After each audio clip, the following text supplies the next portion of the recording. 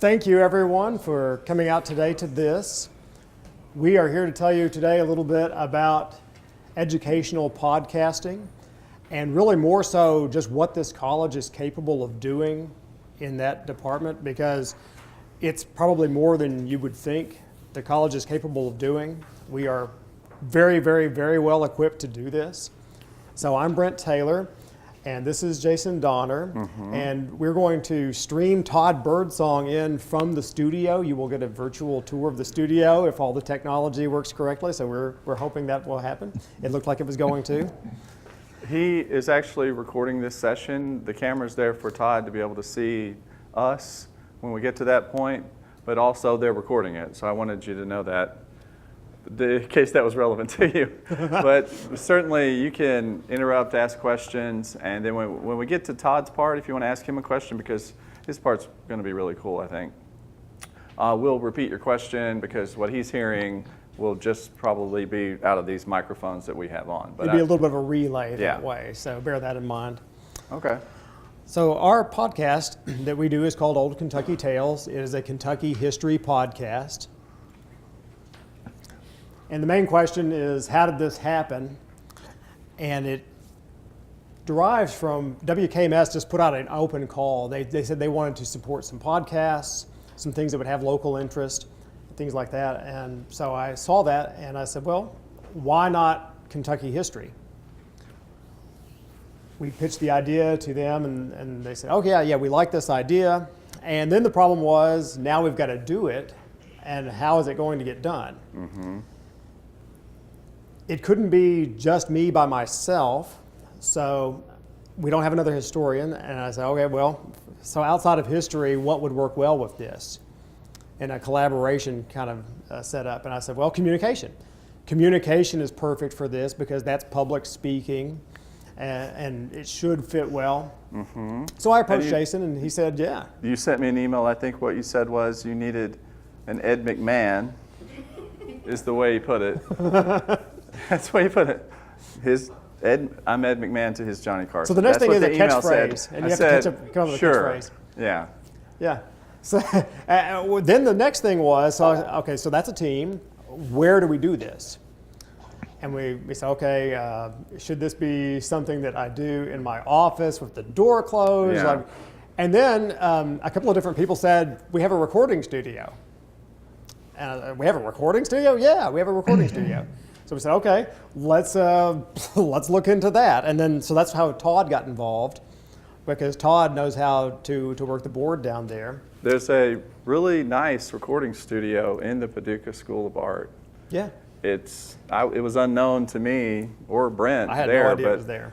It's on the first floor, and it's really a neat place. It's a small place like a recording studio would be. And you'll see that. We've got some pictures of it just in case, but that's what you'll see from Todd. The soundboard and the little studio, and that's where we recorded all of these, and sometimes just the two of us, sometimes with a guest. Yeah, yeah, and so when we come time for the show, we parts of it are scripted, parts of it are unscripted. The scripted parts, the most scripted parts, are typically the introduction, the conclusion, and we have a few segments that are scripted in the middle. But a whole lot of it is we look at an old document and react to it. And then we talk about it and we have that conversation. And the way Todd put it, that's really the show. It's not the document or any of that stuff, but it's how we interact around it. We've had several different segments that we've included in various shows. Rock the Quote has been a segment where we pick out a quote and we talk about the quote. We have a Yesterday's News segment sometimes where we look at an old story that looks just like a news story. They happen. It's part of the cycle. We have the main event is typically the main topic of that particular episode, and we would spend the most time on it. That can sometimes include guests. So Barry Craig, for example, has been a guest, and he's told some funny stories. We had another great story where Matthew Scott came in and told us about wrecking a tank at Fort Knox. So that's kind of a fun one. This is what I end up getting, and this is what he's produced for each one, and the things that he just talked about. this is some opening scripted part that would be at the beginning of each one of those, which is important to like have some consistency when you're listening to each one of the podcasts, and it's also relating like who we are and what's going to come up next. He likes to use a lot of puns, I guess, funny things. Yes, titles, and then kind of previews what we're going to talk about, and then we just follow that. So it's about a page. It's about a page that he puts together for each one of these. Yeah, it usually spills over just a little bit onto a second page. Yeah, and the whole thing we shoot for about 22 minutes. That's about where you want to be with a podcast. It's the average length of a podcast. We learned that during the process. Yeah, and just enough, I think, probably for someone to listen to before they get bored. Maybe, it's just some. You can do it while you work out. It's a good workout length. Yeah, right. Or Something just like that. a walk or a drive or something. Yeah. So what kind of shows do we do? And there's all kinds of different topics that we approach. Politics would be one thing. So major figures, Abraham Lincoln or a Henry Clay, those are some of the famous ones. We do some not so famous ones too, like J. Proctor Knott. We do social history, because that's a lot of times the fun history for people is, well, what did people live like a long time ago? That's a whole different subgenre called social history, and we do things like that. Weddings, for example. What was a wedding like on the frontier? We did the 80s too. We did one episode that's not so far in the past, but yeah, so some are super old, some Yeah. are more recent. right. That is 100% true. We do a lot of food. So if you're interested in food, we do episodes about that sometimes, or segments about it. Like the food that they eat maybe, and we talked about prices too that were in those days, and also a lot of like Great Depression, World War II kind of rationing advertisements for food that would be, I don't know, they're just interesting, or they seem bizarre sometimes to us now, but it gives you an idea that we discussed that advertisement, but also gives you a sense of what it was like then. That's kind of the point too, to discuss what things were like even through not so serious topics like food. Yeah, and how it's different from today. Some of the things are pretty wacky. Sometimes they're serious. It just depends, and we can mix and match that a little bit. And sometimes you might see one serious thing, and then it's bookended by things that are funny. And often educational. I would say almost 100% educational. You're sneaking it in, kind of like if you've ever given a dog medicine and you hide it in the hamburger. There's a little bit of that goes on in there. Well, we've got a little clip here of what it might sound like, and you wanted to introduce the clip, didn't you? Oh, did I? Yeah. Oh, yeah, I did. This is about pigs. It starts with talking about Pig melts. pig melts. Just so you know, that's a food. So go ahead. Hey, what's a pig melt? Pig melts are not anything that's going to melt in your mouth. Okay. That is a pig spleen. Good no- thing they changed the name. Well, you see, it's a spin job because Right. you're not going to buy it if it says spleen. Spleen. But if it says melt, maybe you give it a little try. Sounds great. Yeah. Not for me, thanks. But you see right there next to it, pig liver. Oh, pig liver. Yeah. Yeah, so I don't understand why people have ever thought to try or continue to eat a liver. No, to me, now I know you had to make the most of it in the 19th century. Yeah, and but here we're going into the still. 20th century. There's still people eating liver, Brent. That's true. It's happening. That's liver and onions, which, what a combo. Yeah, throw some kraut on there. Oh yeah, I don't think I could throw much of anything Still on there eat kraut. if those are the ingredients. Yeah. I just can't really imagine that for me. But I think the deal of the day might be over at the Kroger store. Oh, I see. 100-pound bag of potatoes, 98 cents. cents. 98 cents. First of all, could you put a 100-pound bag of potatoes in the cart? Could you lift it Yeah, most over people the top of the couldn't cart? even. Yeah, to even lift it, that would be tough. Yeah, I think so. A bag of potatoes is awkward as it is. Yeah, even the 5-pound bag or the Yeah. 10-pound bag, right? This is a 100-pound bag, 98 cents, less than $1 for that. In particular, agricultural prices just completely Right. bottomed out. Yeah. You can definitely see that here. Was there any regulation in those days or kind of trying to manage, I guess, the food supply, producing too much, too little? Or did that all just kind of come born out of all this? That's exactly right, that second thing that you just said. Okay. In the New Deal, they attempted to try to fix things like this. They were doing things like subsidies, paying you not to grow things. Okay. Yeah, that's where that kind of Yeah. came from. They realized the error in just complete mass production, and you've got too much. So you saw that little twist where it went from weird to serious. So we could weave in things like deflation and stuff that maybe students don't like. Deflation, oh no, that sounds scary. Right. But if you can see that what the price was like, maybe it's not as scary. So you're going to show us where these things are located on the WKMS and iTunes, right? Yeah. Oh, there it is. Yeah. So if you ever wanted to go in there and take a look at this, it's anywhere that you can find things like that. That's iTunes, and you can go in there. You can actually view it in your iTunes viewer if you want to. You see all the episodes there. They are the very best price in iTunes, so that's something that we're really proud of. You can also get it through the WKMS website, and so this is where they roll out, and you can see them kind of one episode at a time there. It gives you a little tease about it, and you can choose to listen to it. There's also an NPR One app. I don't know if anybody knows about that or uses that, but it streams everything that goes through NPR, which is the WKMS. So And it would automatically download your favorite podcast, so you don't even have to go do it. right, which That's that's nice. what it does for me. Right, it Yeah. pops up. So we do about 10, the way that at least WKMS wanted to do it. Some podcasts are regularly once a week or kind of sporadic. Ideally, you want it to come out regularly because people expect it. But the way they had it set up, or at least Brent and WKMS set it up, was as seasons. So it's like we do 10 at a time. So one semester or 2 semesters ago, we did 10. And then we kind of knew kind of what we wanted to do and how it worked.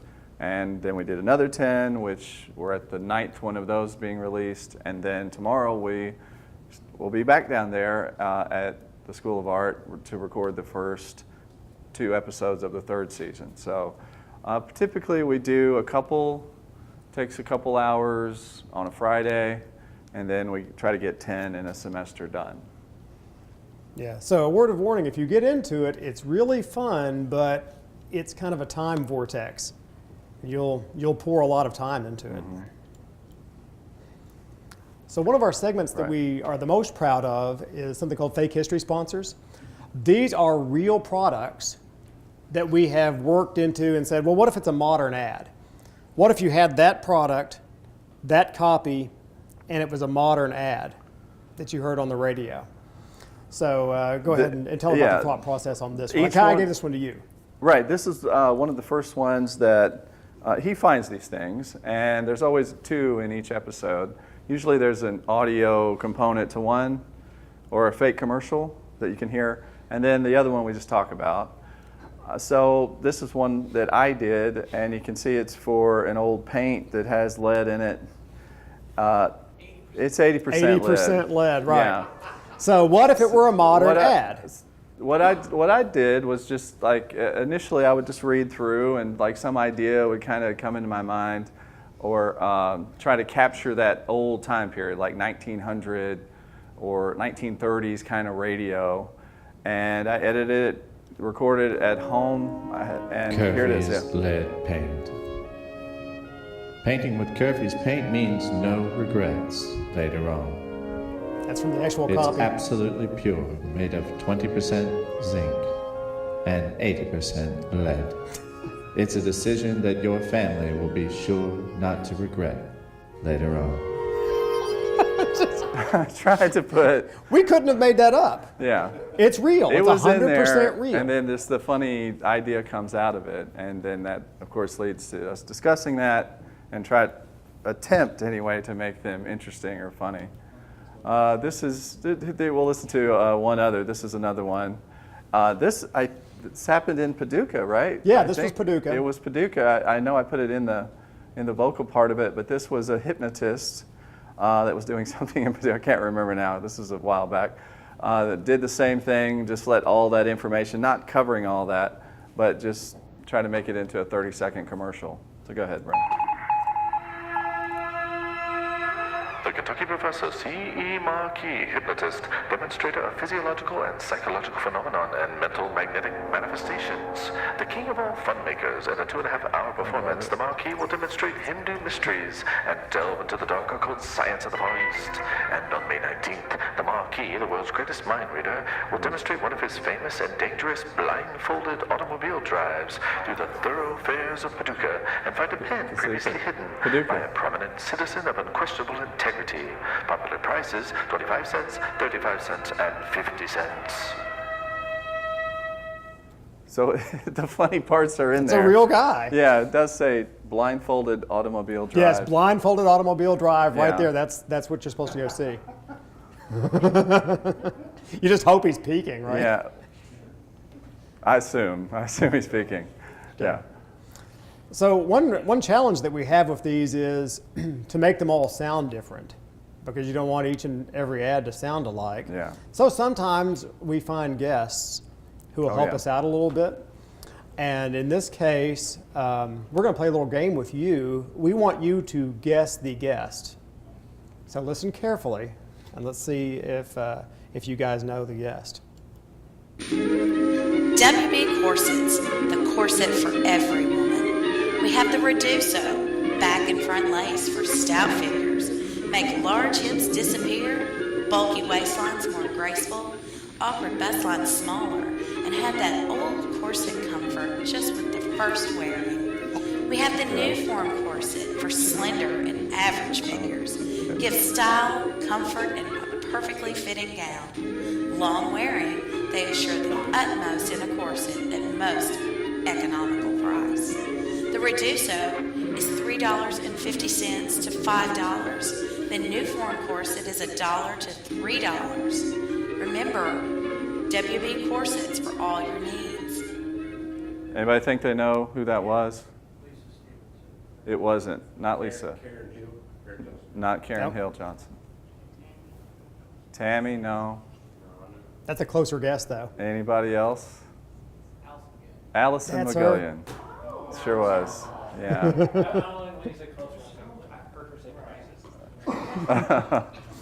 Yeah. She thought the funniest part of this was they called it the Reduso. Yeah. And you've had your wife do some. Your kids are in some. Yeah.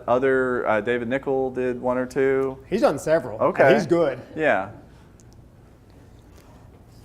Oh, so yeah, here we are at the part of the Todd part of the show, and this is him obviously in a very artistic way adjusting something at the board, and this is what we'll see. I think we can make that switch now to Todd. Hello, Todd.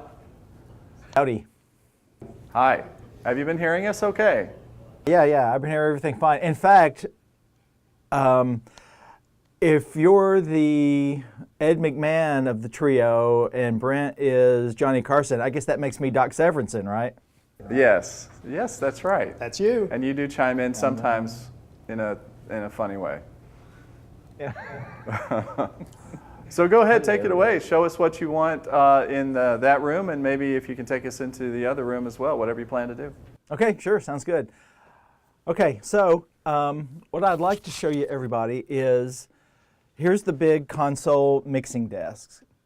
And so each one of these buttons here represents an input channel. So like this is Brent's mic, and this is Jason's mic, and this is our guest mic, and then we have the Old Kentucky Tales theme, and each one of these represents some kind of audio input that helps us produce the show. And then up here on the screen is what I see as we record things. So That's the red bar and the blue bar and the green bar.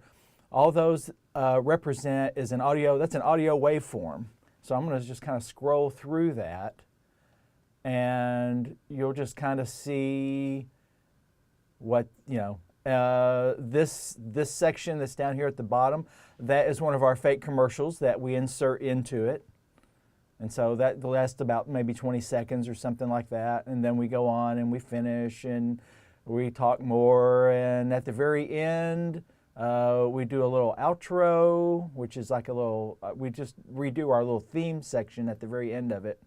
And then like Jason and Brent said earlier, they're around 22, 25 minutes long. This side of it isn't quite as complicated as it looks. Most of this is, if you understand what one of these channels does, then you've kind of figured out 90% of what's going on in here. Back up here on the screen, over to the right side, you have this is an editing window, and then you also have a mixing window. So what I can do, instead of manually adjusting levels here on this console, if I wanted to, I could just take my mouse and do the same thing. In fact, what this console really represents, it's really a very large and expensive and complicated mouse. Because a lot of times, there are a lot of functions that we could do with just the software. Now, granted, it makes the process a lot easier and a lot faster, and it is a lot nicer to be able to have access to these knobs and buttons that are here, right here in the physical room. But a lot of things can also be accessible through the software. When we're in here and we're actually recording something or we need to play something back, I've got a couple of monitors to where I can hear. They're very loud here in the room. And as the camera kind of pans around in the room, you'll see some panels here and back here behind me. These are absorption panels, and it kind of deadens the sound of the room. It makes the space, it takes some of the echo out, some of the reverberation, so you can hear more of the true sound about what we're recording here. All right, so I'm going to go ahead. We're going to walk into the live room. I'm going to show you guys where we set up the mics, where Jason and Brent also sit. If I can find my way, there we go.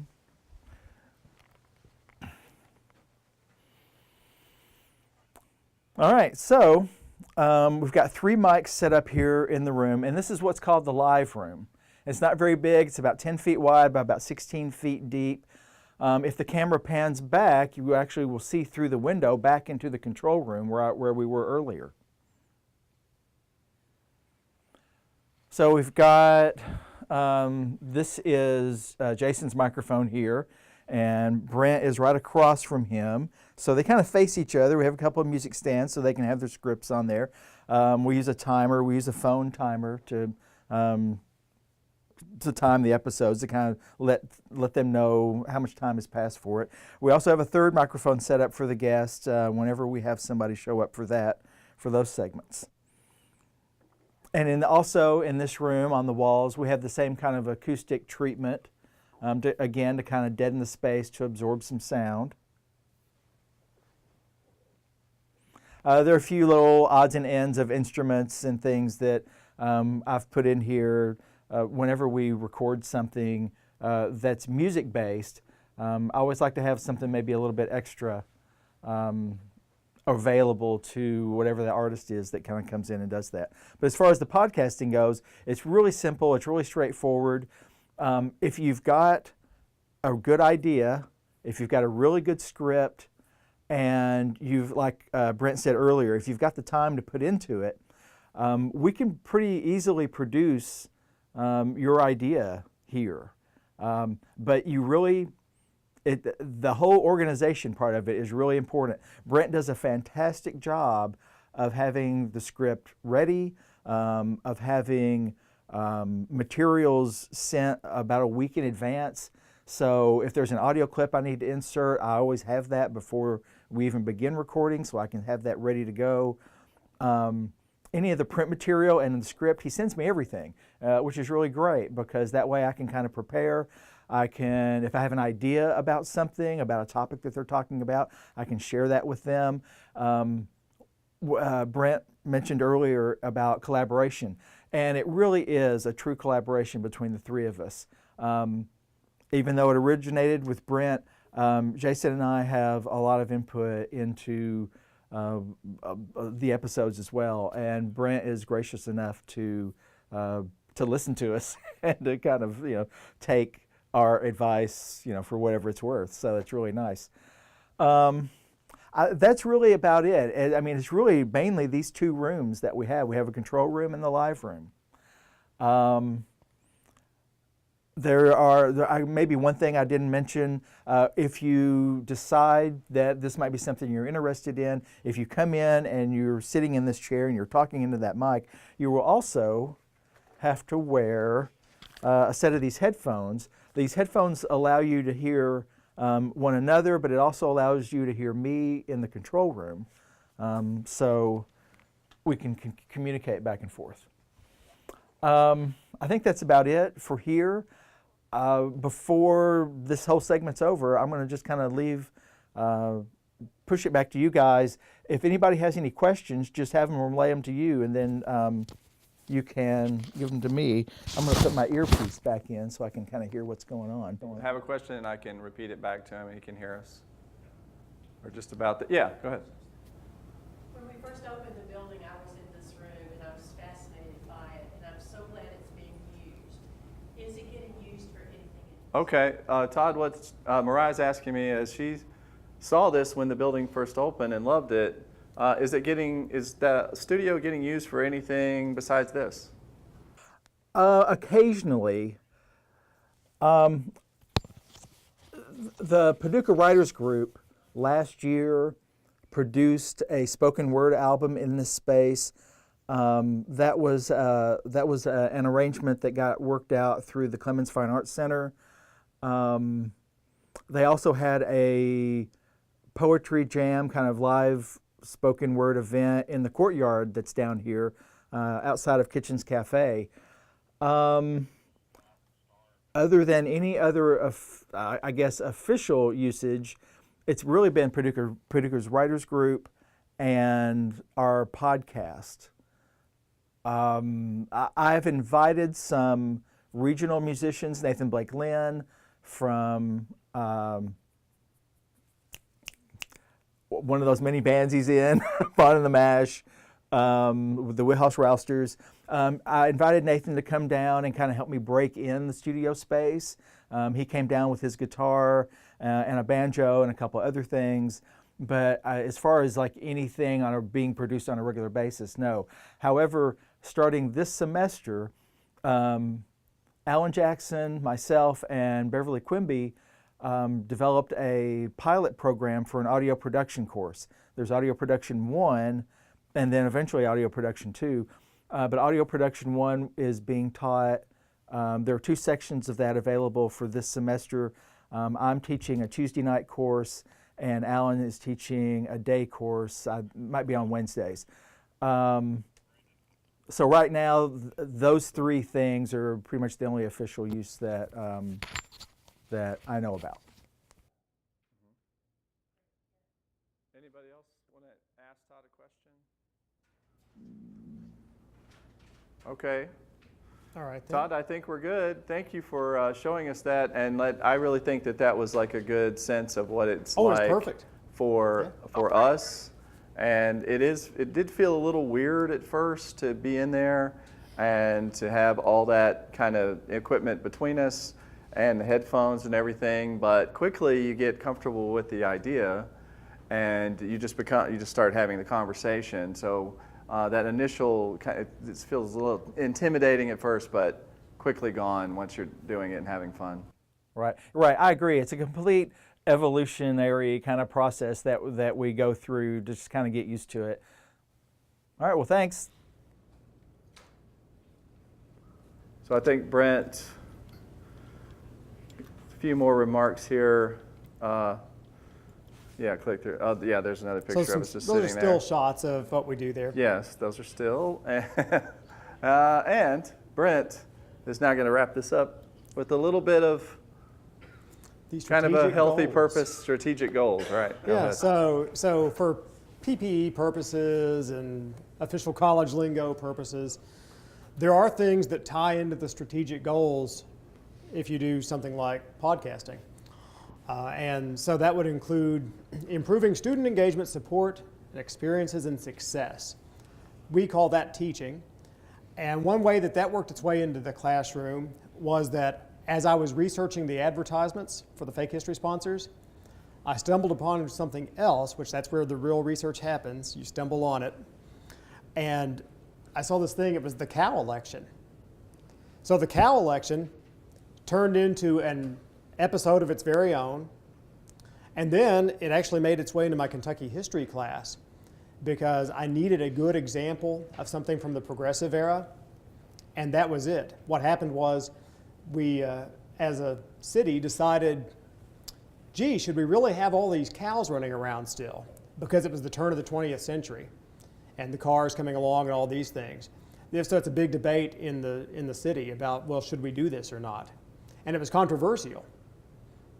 Well, that's kind of an interesting topic, and that's how we just found it in there, and it became an episode, plus it became something that we can use in class. They voted out the cows, you mean? They didn't vote out the cows.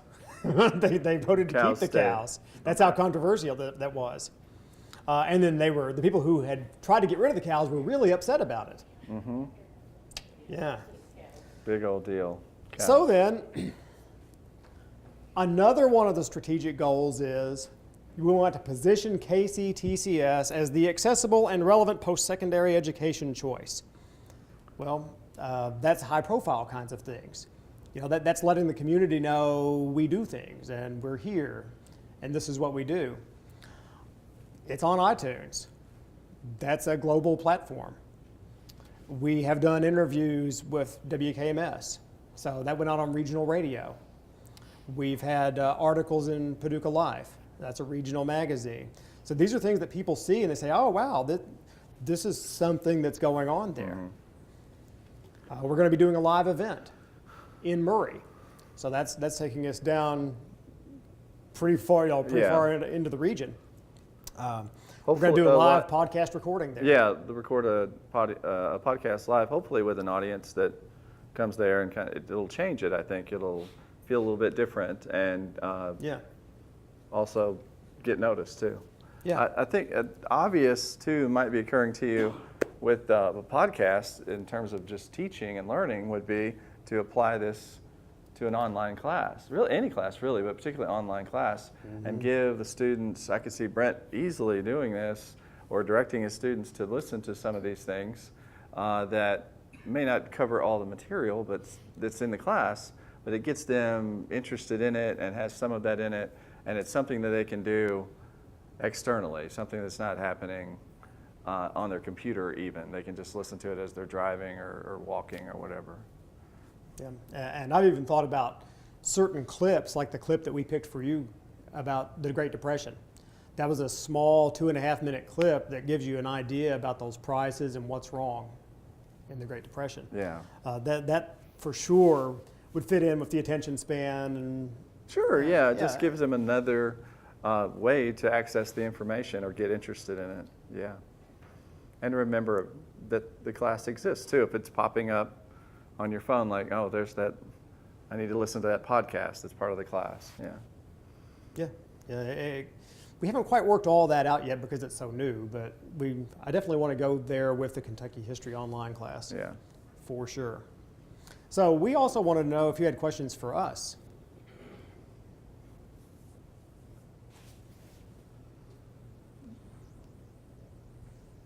No.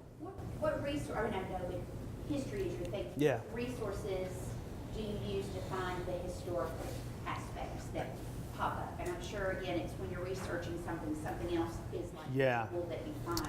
because like the one that sticks in my mind was the houses of ill repute in Lexington. Yeah. And the whole history of Belle Wally and how that really was connected to Margaret Mitchell and Norman Gwynn. Okay, so with that one in particular, we find these things in a lot of places. One is newspapers. The cow election came from a newspaper. It came from the Paducah Sun, as a matter of fact. A lot of the ads come from Kentucky newspapers. Matter of fact, they almost exclusively come from Kentucky newspapers. Then something like that, though, I think I stumbled across it using Google Books. So if you click on that, and I can put in a keyword like Kentucky and start just searching around a little bit, and I'm pretty sure that's where that one came from. It was a Vice Commission report, and the vice was prostitution in this case, and they had tied it into some other vices like alcohol and maybe gambling and some things like that. But that one was also the Progressive era, and the telltale sign of the Progressive era is society is horrible, we want to clean it up. And then they were the kind of people who said, well, we got to have a law about that. And they were researching the problem in order to try to come up with legislative solutions to it. But that's exactly what they researched the prostitution industry. Are these, does the state of Kentucky have repositories like through UK that has ideas and things like that, or is it just kind of? There are some things. Kentucky Historical Society is pretty good. Library of Congress has some things. The sources that I use are from all kinds of little places, though. And so there's not just an easy place to go and pick that out and say, oh, well, there's the next episode. You do have to think about it quite a bit, or you have to be looking a lot. And then once you look a lot, you say, oh, that might work. And you stumble onto most things. It's not going to just be there waiting for you to turn into something. Super good question, especially like really hardcore history question. And probably too, some of those things you find then inform what you want to do with the show. And you say, okay, there's a lot of this. Let's make that a regular segment. Or over the time of doing many of these, he'll change things up and say, okay, we're not going to do this segment anymore. Let's try this one, and just try a different approach to it. So it's not, there's a plan in place, but it's able to be changed or just kind of on your whim, on your choices to say, let's make it different. Let's try a new person or a new idea that gets talked about for that whole season. Yeah, Jason and Todd are both really good about that. They'll say, well, what about X? As a matter of fact, in passing in one of the episodes, you said we should do an episode on the 80s. I did? Yeah, that's how that idea originated. You said it in passing, and I said, well, yeah, that's a great idea. And then we went out and did one in the 80s. Right. Then you just created one. Yeah. Yeah. Yeah, it like Todd was saying too, we'll discuss it a lot before, and we'll do it, and we'll discuss what just happened leading into another episode. And so it is collaborative, and it's really been fun to do it. I couldn't imagine doing it just by yourself and just recording what would feel like just talking or lecturing, but try to have a back and forth, and then we're all just adding ideas and just kind of being truthful and honest about it. Like, well, I don't think that worked. I'm not going to do that again because whatever I just did then did not work. Yeah. Do you focus primarily on Paducah, or do you look at the entire state? We go all over the state with it. Now the cow election is Paducah. Let's see, we had another episode called What Shall We Do with the Kaiser that was exclusively a Paducah thing, but it was also really more of a national history thing. What happened with that one was we saw the Paducah Sun had a contest. It was near the end of World War I, and we were feeling a little cocky. And the contest was, well, we're about ready to defeat the Kaiser over there in Germany. He was kind of like the pre-Hitler or the Kaiser, okay? And so if you could get a hold of him, what would you do with him? And everybody from around Paducah wrote in saying what they would do with the Kaiser if they could get a hold of him first. And so we went through all the various responses of that. But it was Paducah, but it was also very national that way too, and really global because of World War I. And then we'll have some things that are kind of bluegrass area history, or Henry Clay or Abraham Lincoln or some of the classic Kentucky history figures. And that's a really statewide kind of thing. So it's not focused exclusively here. Anybody else have another question? Okay, well, I tell you, if you think you might want to do this, or you just want to reach out to any one of the three of us, like about maybe doing it, or especially Todd. Todd sounds like he wants to do more for sure, or just what that's like. Please do let us know, because as I said, this has just made Fridays kind of fun. Friday fun day. It's not every Friday, but I look forward to, like, okay, what are we going to do next? What are we going to talk about? Let's go down there and record it, because it's just a fun thing to do, as you can imagine. So that part of it has really made the semesters. I just look forward to the events, and we have a schedule planned out. So it's really enhanced the whole experience for me. No, Yeah. I agree with that. And yeah, just like Jason said, if you did have extra questions, or you thought maybe you were thinking about maybe you would want to get into something like this, or we would tell you what we knew about it for sure. Yeah. And thanks for coming out.